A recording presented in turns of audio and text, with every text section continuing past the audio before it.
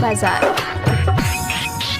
अखन अहाँ सब सुन रहल छी खुटौना से मैथिली म्यूजिक के शानदार प्रस्तुति।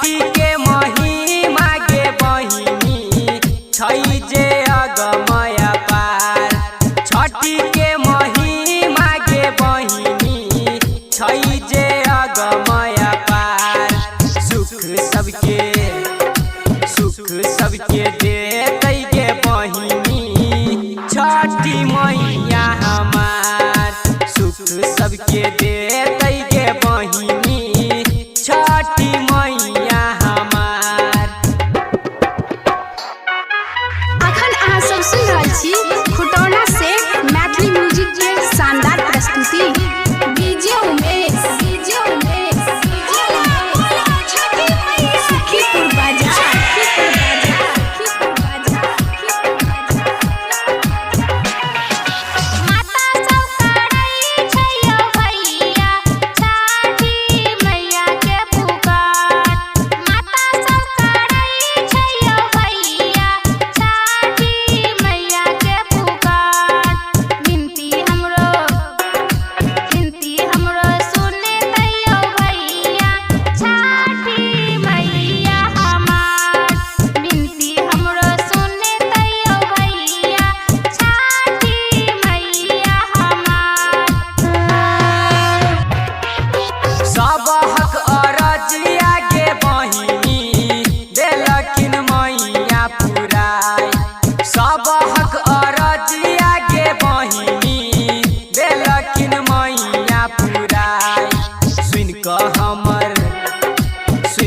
हमर बिनती गे बहिनी आशा दे तै जुराई सुन क हमर बिनती गे बहिनी आशा दे तै जुराई।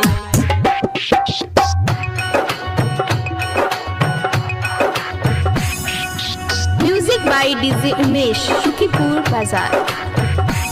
अखन अहाँ सब सुन रहल छी खुटौना से मैथिली म्यूजिक के शानदार प्रस्तुति। सुखीपुर बाजार।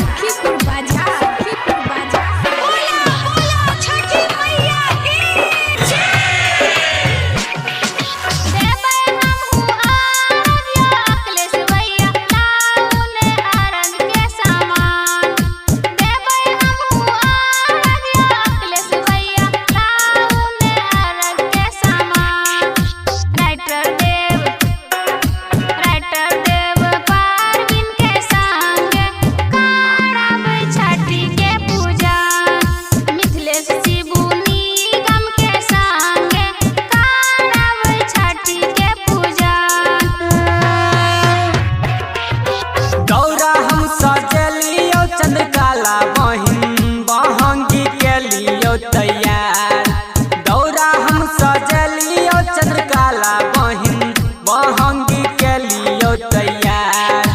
पूजन कके मिलतै गे बहिनी छठी मैया जी के प्यार। पूजन कके मिलतै गे बहिनी छठी मैया जी